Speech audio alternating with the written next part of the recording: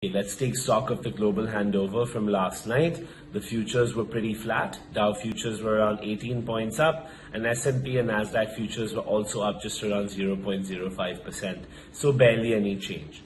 Now, yesterday, if you look at the live session, the Dow was slightly in the red, the S&P was in the green, and the Nasdaq was in the green.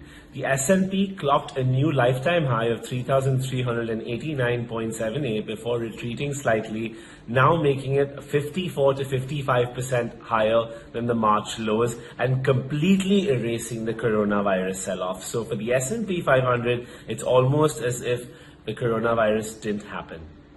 Coming down to Asia, Asian stocks were mixed on Wednesday morning. In Japan, the Nikkei shed around 0.3% in early trade, and the Topix also declined around 0.37%.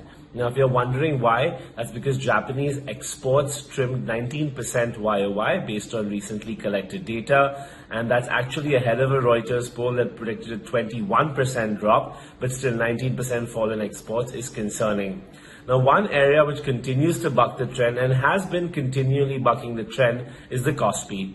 They're up again nearly 1% this morning, an absolutely really positive charge seen from them, quite contrary a move to what's being seen in the rest of the Asian market. Australia also kind of lending some support with the ASX 200 up around 0.1%. So Australia and Kospi today doing the heavy lifting in Asia Pacific, Japan a bit of a drag. Coming down to Europe, yesterday all the stocks pretty much closed in the red. The stock 600 was down 0.6%, and bank stocks fell 1.1%, and then your oil and gas stocks fell 1.3%. Now Europe's kind of having a resurgence in cases, and that's causing some unrest and demand concerns as well. So those indices have been under a bit of pressure recently. Also, if we saw the UK GDP contracting, that was another cause for concern. Now, two commodity checks that we always talk to you about, oil and gold. For oil, prices have remained pretty steady overnight.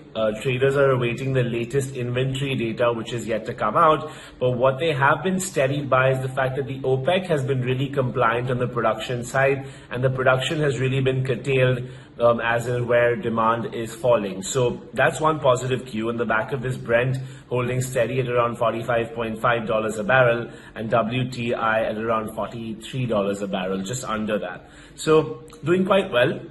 Now gold, a bit of optimism. We saw a rally to 2,080 per ounce, then a sharp pullback to 1,940 per ounce.